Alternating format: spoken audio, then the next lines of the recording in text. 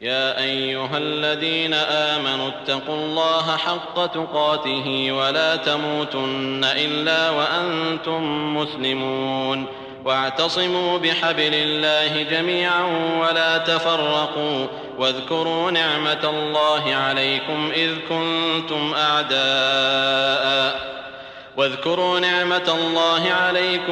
كنتم أعداء فألف بين قلوبكم فأصبحتم بنعمته إخوانا وكنتم على شفا حفرة من النار فأنقذكم منها كذلك يبين الله لكم آياته لعلكم تهتدون۔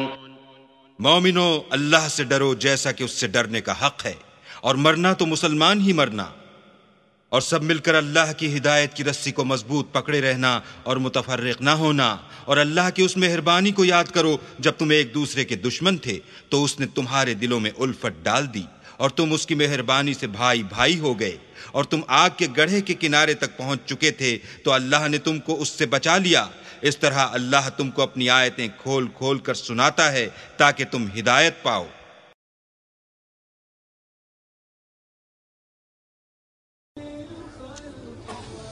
چھوٹے چھوٹے اختلاف پر یہ کافر وہ کافر، کوئی جنت میں پھر جائے گا؟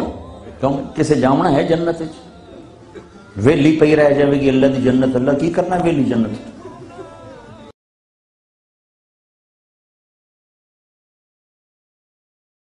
اللہ تو کریمی ہو، رسول ہے تو کریم، اے اللہ تو خود کریم ہے، تیرا رسول کریم ہے، صد شکر کے ہنستے ہیں میں آنے دو کریم۔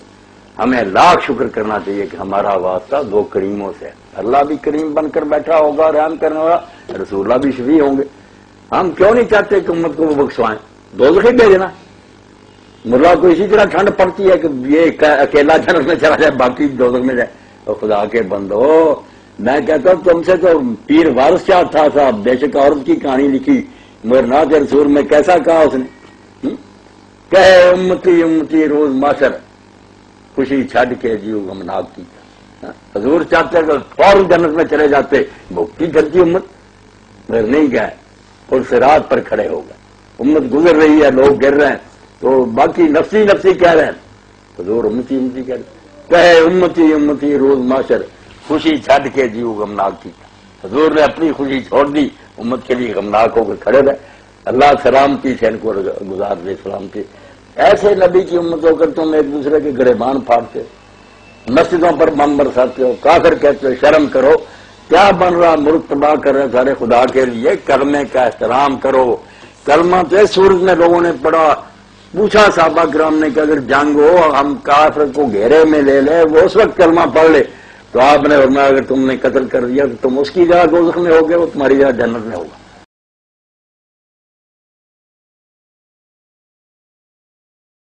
اور اسلام سے نہیں ہوتا بلکہ ایک الگ مکتب فکر یا ایک مسلک کی شناخت، علامت اور پہچان سے ہوتا ہے۔ اسے اگر کوئی تسلیم کرتا ہے، اگر کوئی اسے اختیار کرتا ہے تو وہ ایک خاص مکتب فکر سے تعلق رکھنے والا کہلاتا ہے، لیکن اگر اس کو ترک کر دے بلکہ ان کا انکار کر دے تو وہ دار اسلام سے خارج نہیں ہوتا۔ کوشش یہ کرنی چاہیے کہ جو ایسے عقائد ہیں جن کو اصولی کہتے ہیں، جن کا تعلق کفر و اسلام سے ہے، تو بہرحال اس میں تو کمپرومائز ہو ہی نہیں سکتا ہے۔ اس میں یہ ہے کہ آپ آپس میں بیٹھ کے ڈسکشن کریں، دوسرا اپنی غلطی تسلیم کر لے اور توبہ کرے تو بہت ہی اچھی بات ہے۔ باقی جتنے فروعی مسائل ہیں کوشش یہ کرنی چاہیے کہ ان میں اختلاف کو ہوا نہ دی جائے۔ ٹھیک، اب صورتحال یہ ہو رہی ہے کہ جو فروعی اصولی اختلاف تو پتہ ہی نہیں عوام کو کہ کیا ہے۔ آپ 1 لاکھ کو کھڑا کر کے پوچھ لیجئے کہ دوسرے مکتب فکر سے آپ کا اختلاف جو ہے، اصولی اختلاف بتائیے، نہیں بتا سکیں گے۔ اور فروعی اختلاف کو اتنی ہوا دے دیتے ہیں ہمارے مقررین صاحبان خاص طور پر کہ ایسا لگتا ہے کہ کفر و اسلام بس یہی ہے، اگر مانو گے تو مسلمان ہو، نہیں مانو گے تو کافر ہو۔ اس لیے یہ خرابیاں بہت زیادہ معاشرے میں عام ہو رہی ہیں۔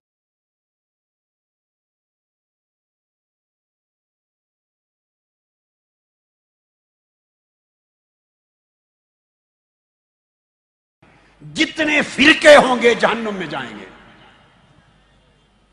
اور جو جنتی ہوگا وہ ملت ہوگی۔ صحابہ کرام نے پوچھا یا رسول اللہ وہ کون ہے؟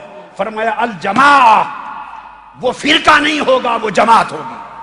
السواد الاعظم، وہ میری امت کی اکثریت ہوگی، وہ فرقہ نہیں ہوگا۔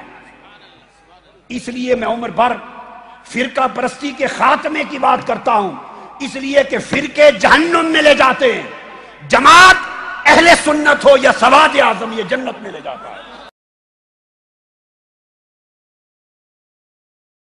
اور میں آپ کو بتاؤں، میں تقتیل اور تکفیر کو بالکل درست نہیں سمجھتا کہ میں کسی دیوبندی کو، کسی بریلوی کو میں کافر کہنا شروع کر دوں یا کسی اور گروہ کو میں کافر کہنا، وہ مجھے کافر کہنا شروع کر دیں، اس سے کیا ہوگا؟ اس سے معاشرے بد امنی پھیلے گی، اس سے معاشرے کے اندر ایک فسادات کی کیفیت پیدا ہوگی۔ ہمیں چاہیے جتنے ہمارے اختلافات موجود ہیں ہم ریزننگ کے ساتھ، ریشنلزم کے ساتھ پیش کریں اور قرآن و سنت کہ جو بچھڑے ہوئے لوگ ہیں، جو آپس میں ٹوٹ گئے ہیں، ان کو جمع کرنا یہ ہمارا کام تھا، ہمارے بزرگوں کا کام تھا۔ آج اگر یہ آواز اٹھائی جائے کہ شیعہ کو، دیوبندیوں کو، بریلویوں کو، سپاہ صحابہ کو، سپاہ محمد کو، لشکر طیبہ کو اور تبلیغی جماعت کو کلمہ گو ہیں، ان کو ایک پلیٹ فارم پر اکٹھا کرنے کی کوشش کی جائے تو کہتے ہیں یہ آدمی کیوں یہ بولی بول رہا ہے۔ ہم مخالفت میں ایک دوسرے کو کافر کہتے ہیں، جس طرح پیسے بٹور سکتے ہیں اکٹھا کرنے میں بٹور نہیں سکتے۔ ہمیں بریلوی کون کہے گا اگر ہم سب کو کافر نہیں کہیں گے تو؟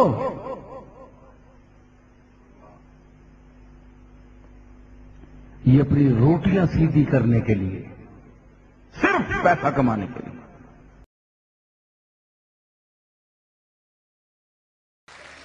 Allah says in the Quran, in Surah Al-Imran, chapter number 3, verse number 103, Allah says, وَاعْتَصِمُوا بِحَبْلِ اللَّهِ جَمِيعًا وَلَا تَفَرَّقُوا.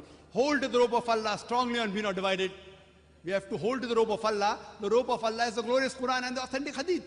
Allah says in the Quran, in Surah Anam, chapter number 6, verse number 159, that anyone who makes division in the religion of Islam, oh Prophet, you have nothing to do with him.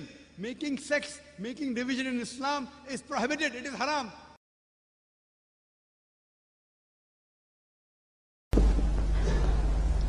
ان تقسیموں سے اوپر ہونے کی ضرورت ہے۔ اللہ کے ساتھ اخلاص کا تقاضا یہ ہے، ٹھیک ہے ایک فقہی مسلک کے اعتبار سے ایک شخص کسی مسلک کی پیروی کر رہا ہے، لیکن اپنے آپ کو اس سے آئیڈینٹیفائی کرانا اور اس مسلک کو مقدم رکھنا دین پر، اور اس مسلک ہی کے لیے محنت اور مشقت اور بھاگ دوڑ تبلیغ ہو رہی ہے اسی کی، یہ چیز بالکل اس اصل حقیقت کے خلاف ہے کہ جو اللہ کے دین نے ہمیں سکھائی۔